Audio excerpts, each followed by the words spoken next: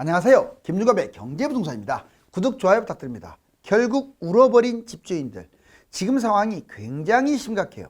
한국은행이 집값 거품과 역전세, 금융 리스크를 들어 부동산을 경고하였습니다. 또한 호주와 캐나다가 금리 동결을 거두고 기준금리를 인상하는 바람에 미국의 6월, 7월 금리 인상이 사실상 확정된 상황입니다. 집주인들에게 안 좋은 소식이 들려오고 있는데 부동산 시장도 정말 좋지 않을까요? 서울은 이미 난리가 난 상황인데 무슨 일이 벌어진 것일까요? 유료 상담은 010-3999-8808. 제가 직접 매수타이밍과 입지를 추천해 드립니다. 상담은 빠를수록 유리합니다. 지금 바로 전화 주십시오. 결국 울어버린 집주인들, 지금 상황이 굉장히 심각해요. 자, 이제 언제 이 동아줄을 타고 집을 잡을 수 있을까요? 언제 올라타야 할까요? 사람들이 바글바글하네요. 현재 서울 투자금과 전세금 지역. 자, 보시면 이제 지금 전체 시세 대비 내 돈이 얼마 들어가고 전세금은 얼마가 들어가는지가 정말 중요해요. 왜냐? 전세가가 너무 폭락을 한 거죠. 솔직히 더 조금 빠질 수도 있지만 이제는 전세금 하락을 걱정하는 단계는 좀 지난 것 같고요. 대신에 내 돈의 투자 금액이 많이 들어간다는 사실. 먼저 이걸 알려면 이제 한강변하고 외곽을 알아야 돼요. 한강변은 한강을 끼고 있는 구하고 거기하고 가격이 비슷한 구 대략 15개입니다. 마포, 용산, 성동, 광진, 강서, 양천, 영등포, 동작, 서초, 강남, 송파, 강동, 중구, 동대문, 관악 이렇게 정리해 볼 수가 있습니다. 관악이 승격됐어요. 집값이 많이 뛰면서. 자, 이번에 외곽 볼까요? 종로, 서대문, 노원, 도봉, 강북, 성북, 중랑, 은평, 구로, 금천, 서울의 외곽 또는 가격이 상대적으로 싼 곳들이죠. 자, 보시면 이제 3억 5천, 6억 5천, 10억, 13억, 17억, 20에서 37억 이렇게 구분을 해가지고 도대체 어디를 잡을 수 있고 신축, 구축, 평형. 자, 지역은 어딘지 한번 볼까요? 먼저 3억 5천은요. 투자금은 1억 5천. 전세금은 2억, 합쳐서 3억 5천인 거예요. 그나마 집값이 싼 것은 전세금이 좀 더 비싸요. 보시면 서울 외곽의 10개 구, 구축, 그것도 일부 한 10에서 18평 잡을 수가 있습니다. 얼마? 3억 5천. 제일 싼 거겠죠. 여기도 외곽을 굳이 꼭 집어내라면 도봉구, 그 다음에 중랑구, 구로구, 금천구 일부 10평대가 되겠네요. 이번에는 이제 6억 5천 아파트. 이거는 내 돈이 3억 정도 들어가요. 그리고 전세금은 3억 5천. 잘하면 6억 5천이 아니라 3억 갖고도 7억짜리도 잡을 수가 있습니다. 자, 여기 보시면 서울 외곽의 10개 구, 구축, 오래된 것들 25평, 일부는 34평. 그러니까 6억 5천이면 서울 외곽의 구축은 웬만한 것들은 잡을 수가 있어요. 구축이라는 개념은 20년 이상 모든 아파트를 말합니다. 자, 그 다음에 세 번째 10억 아파트. 얘는 투자금이 5억이고 전세금이 5억 정도 하네요. 자, 그런데 전세금이 5억이 안 되는 경우도 있어요. 이제 10억을 기준으로 한강변의 15개 구, 구축 25평은 웬만한 것들은 잡고 좋은 것들은 잡지 못합니다. 구축이라도 한 좋은 것들은 6억 7억까지 들어갑니다. 그 다음에 서울 외곽에 10개 구, 나머지 구 구축이나 신축 25평대는 웬만하면 다 잡고요. 34평은 구축 중심으로. 자, 그 다음에 13억이 투자금은 7억, 전세금은 6억 정도 해요. 이제 금액이 10억이 넘어갈수록 전세값이 별로 안 나가요. 내 돈이 많이 투자된다고요. 한강변에 15개 구, 구축 25평은 싹 잡고요. 자, 34평 일부는 잡을 수가 있어요. 그리고 서울 외곽 10개 구 신축 34평을 다 잡을 수 있습니다. 13억이면. 다만 일부 아파트는 새 거 못 잡을 수도 있어요. 17억 정도. 이번에는 10억이 투자 금액이고 7억이 전세금이에요. 자, 한강변 15개 구 신축 구축 25에서 34평까지 다 잡습니다. 다만 이제 강남 쪽이라든가 아니면 용산 또는 한강변이 보이는 것들은 한강이 보이는 것들은 못 잡죠. 자, 그다음에 마지막으로 이제 20에서 37 한마디로 강남 3구하고 용산하고 성동구 일부 지역하고 뭐 이런 데를 염두하고 제가 말씀드린 거예요. 투자금이 무려 15에서 25억인데 전세금은 세상에 5억에서 최대 12억밖에 안 돼요. 이것도 새 아파트. 자, 한마디로 내 돈이 거의 다 들어가야 돼요. 여러분들 강남 갭 투자하려면요 15에서 25억이 무조건 있어야 돼요.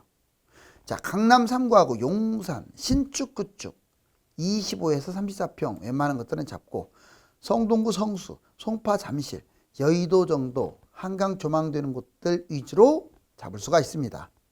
이번에 이제 중요한 사실들 이제 해볼게요. 오늘 발표된 뉴스 이제 보도 자료를 보면 미국, 호주, 이 캐나다 또다시 금리 인상. 먼저 호주하고 캐나다가 깜짝 금리 인상을 한 거예요. 동결했다가 또 인상한 거죠. 캐나다 금리 동결, 물가가 올라가니까 또 추가 인상해 버렸어요. 호주 금리 동결, 물가 올라가니까 또 추가 인상 같이. 우리나라도 물가가 뛰면 추가 인상하겠는데 다행히 우리나라는 물가가 계속 내려가고 있어요. 다만 신경 쓰이는 것은 근원 물가가 별로 팍팍 안 내려가고 있어요. 캐나다, 호주가 금리 인상을 함으로써 미국 국채 금리가 올라가고 있는데 이 말은 자, 두 번째 미국 보실래요? 미국이 금리 인상 가능성이 훨씬 커진 겁니다. 자, 아마 7월 달 인상할 것 같고 6월 달도 가능한데 아직은 금리 동결의 무게가 됩니다. 고금리 고착화 우려가 있어요. 잘못하면 미국이 또 금리를 올리게 되면 고금리가 고착화되면서 경기 침체가 장기화될 수 있는 우려가 생깁니다. 내년에나 금리 인하하지 않을까라고 판단돼요. 미국은. 올해 인하 가능성이 좀 낮아졌죠. 자, 우리나라는 그럼 어떻냐. 한미 금리 격차가 1.75인데 만약 미국이 또 0.25 올리면 2%로 확대될 확률이 유력합니다. 그런데 우리나라는 또 안 올릴 가능성이 커요. 왜? 아직 환율이 좀 안정적이라고 판단하는 거죠. 자, 물가, 소비자 물가 안정, 근원 물가는 약간 불안. 금리 동결 가능성이 큽니다. 환율이 안정이라고 일단 판단하는 것 같고 부채 리스크도 생각보다 크지 않다. 이제 한국은행의 집값 경고, 거품, 역전세, 금융 리스크. 자, 한국은행이요 이례적으로 보고서를 통해서 또 집값을 경고했습니다. 하는 집값 여전히 고평가 또 금융불안 우려가 있다라고 아예 노골적으로 지적을 했어요. 우리는 항상 이런 것들을 신경을 써야 합니다. 하는 집값 경고, 집값 거품, 역전세 위험, 금융 리스크 이 세 가지를 들고 있어요. 먼저 집값 거품. 집값 거품이 우리나라가 다른 나라에 비해서 높습니다. 소득 수준에 비해서 높죠. 그 다음에 정부 주택 연착륙. 정부가 주택을 연착륙하려고 이제 집값 폭락을 방지한 측면도 커요. 규제 완화로 빠른 회복, 즉 집값이 오히려 지금 막 끌어올라가고 있죠. 추가 상승 위험성도 존재합니다. 지금 앞에 두 가지 악재가 있긴 하지만 집값은 그와는 별도로 계속 올라가는 중이에요. 집값 거품 심화로 잘못하게 되면 이제 너무 많이 뛰어버리면 결국 붕괴될 수도 있습니다. 역전세 위험, 역전세 난 전세가가 너무나 많이 빠졌어요. 현재 지금 이게 확산 위험, 올 9월이 정점을 찍는다고 하는데 현재 비중이 증가됐어요. 4월 달 무려 52% 102만 가구. 역전세에 노출되어 있습니다. 정부가 이 대책 마련에 부심하는데 전세 반환 대출, DSR까지 푼다고 합니다. 확정된 바예요, 이것도. 자, 금융 리스크. 자, 금융 불안이 아직도 가시지는 않았습니다. PF, 익스포저, 증권사 심각하고요. 건설사, 부도난 데 늘어나고 있죠. 부실 대출, 특히 연체율이 문제예요. 연체율. 자영업자 거의 지금 빚을 갚고 있지 못하고 있어요. 가계 대출도 아직 우리나라가 많잖아요. 채권 시장 연말에 몰려 있습니다. 그래서 다양한 수급 부담 상존되어 있는 상황인데 연말도 지켜봐야겠어요. 자, 전반적으로 한국은행이 경고한 세 가지 좀 신경 쓸 필요가 있습니다. 그러면 이제 이거하고는 별도로 또 별표 한번 칠게요. 지금 집값이 어떻냐? 이거를 호도하면 안 돼요. 집값이 지금 올라가면 올라간다, 떨어지면 떨어진다라고 정확하게 이건 제시를 해야 돼요. 여기 보실래요? 서울 주간 시세 플러스 0.04로 저번 주하고 같이 상승을 하고 있어요. 실질적, 이게 무섭습니다. 실질이란 말은 그냥 꼭지에서 떨어진 거 빼버리고, 꼭지에서 떨어진 것은 다 떨어지니까 얘를 빼야 돼요. 제가 저번에 KB 시세를 계속 욕하는 이유는 꼭지에서 떨어진 것들이 대부분인데 그걸 평가해 놓고 지금 서울 집값이 마이너스다. 어떻게 기관이라는 곳이 그렇게 형편없는지 제가 경악한다고 얘기했죠. 자, 또 전문가라는 사람들도 그걸 지적하는 사람이 없어요. 아, 지금 전국 집값이 많이 빠지나 보다 이렇게 착각을 하고 있어요. 지금 생각보다 뜨거워요. 제가 이렇게 써놨잖아요. 실질적으로는 2% 이상 올라가고 있어요. 이게 빨리 잠잠해졌으면 좋겠는데, 자, 지역별로는 어디가 많이 뛰느냐. 강남 3구, 한강변 강세입니다. 외곽은 보통이에요. 자, 전망. 1차적으로만 전망을 할게요. 내년 24년 4월 선거까지 약 1년 가까이 남았는데 이때까지 서울은 계속 전체적으로 강세를 띌 가능성이 높습니다. 뭐 폭등을 한다기보다 이렇게 꾸준하게 올라갈 가능성이 커요. 뭐 이렇게 올라가든지. 자, 이제 경기하고 인천은 또 서울하고 다릅니다. 아, 이제부터는 집값이 뛰는구나. 경기, 인천, 지방은 별개 문제예요. 왜냐? 땅덩어리도 크고 집도 남아돌고 거래도 안 될 가능성이 커요. 과거에 10년 동안 안 뛰었다는 사실이 잊으면 안 돼요. 여기 보세요. 자, 주간 시세가 벌써 경기도는 마이너스 0.01, 인천은 생각보다 너무 많이 빠져서 플러스 0.04, 서울하고 같이 가고 있습니다. 그런데 이거 역시 꼭지에서 떨어진 거 빼버리고 진짜 거래된 것들끼리만 따진다면 플러스 1%. 한마디로 경기도도 지금 플러스라 이 말이에요. 여러분들 주변 집 보세요. 마이너스입니까?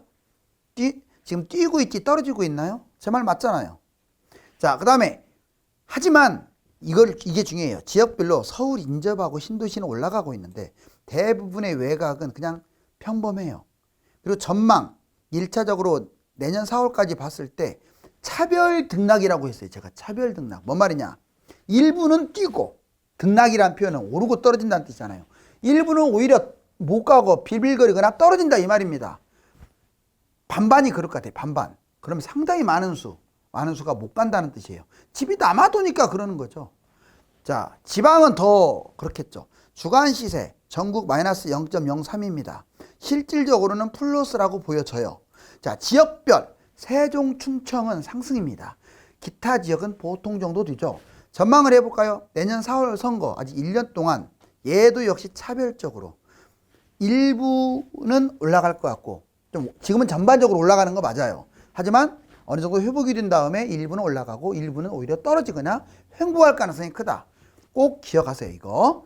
자, 이제 집값 2013년 6월부터 그래프로 그럼 보여드릴게요. 올랐다가 이렇게 떨어졌다가 IMF까지 그 다음에 여기 쭉 올라갔다가 미국발 금융위기 때 쭉 떨어졌다가 이번에 쭉 올라갔다가 바로 이겁니다. 여기 이렇게 V자 모양이네요. 완전 이만큼이나 내려왔다가 편할 정도죠. 올라가고 있어요. 여기까지 올라왔는데 이 원친 거 녹색의 원친 곳이 현재 상황이에요. 이 고점보다는 낮지만 아무튼 올라가가지고 V자 반등은 해왔어요. 지금까지는 V자 반등 맞습니다. 그러면 이제 이게 A로 가느냐, B로 가느냐, C로 가느냐 이걸 평가하기 전에 세 가지를 여러분들이 좀 보셔야 돼요.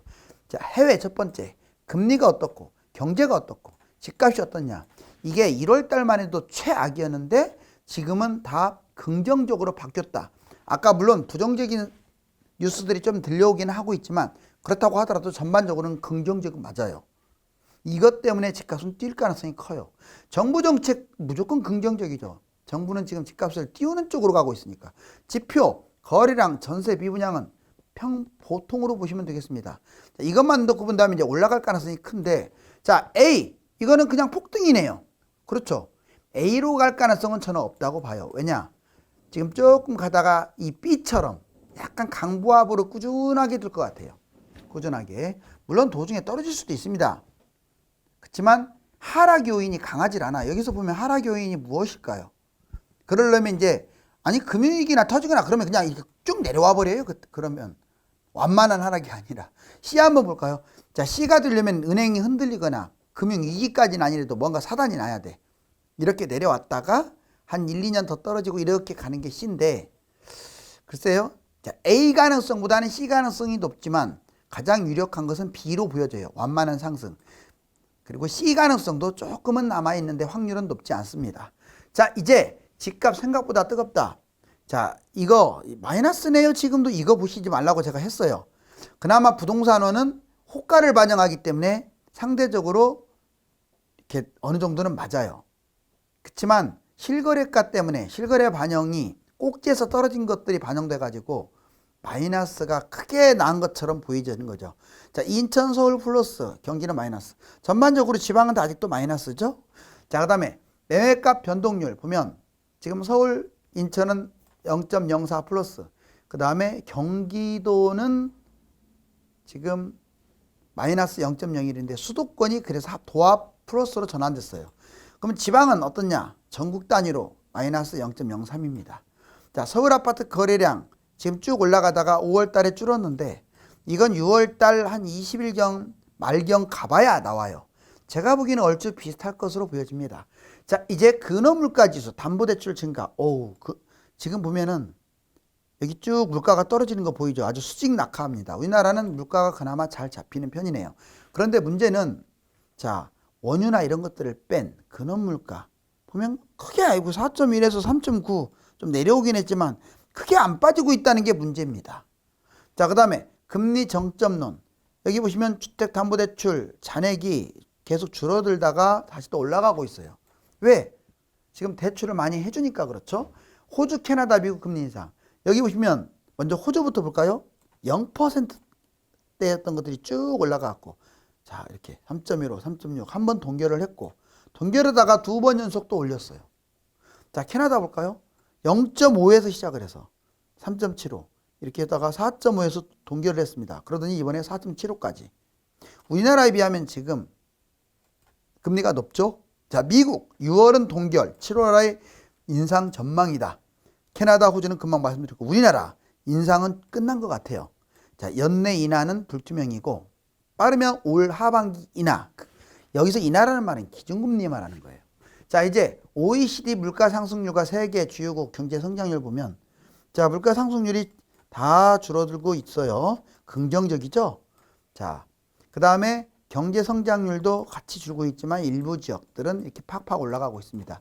즉, 올해가 바닥이라는 것을 보여주는 사례. 자, 마지막으로 분양가 오늘이 제일 싸다? 비싸다? 자, 분양가가 너무 비싸요. 여기 보세요. 1599. 어떻게 집값은 떨어졌는데 분양가는 더 올라. 나는 원희룡 장관이 말잔치 하지 말고 제발 분양가 좀 때려잡았으면 좋겠어요. 분양가를 그냥 끌어올리는 것 같아요, 일부러. 이거 진짜 안 좋은 거예요. 허그에서 분양가 이렇게 어느 정도 제어를 해야 하는데 오히려 박수 쳐주고 있어요. 여기 보세요. 말 되는 소리입니까? 그나마 무주택자들 분양받으려고 하는데 분양가가 이게 뭐예요?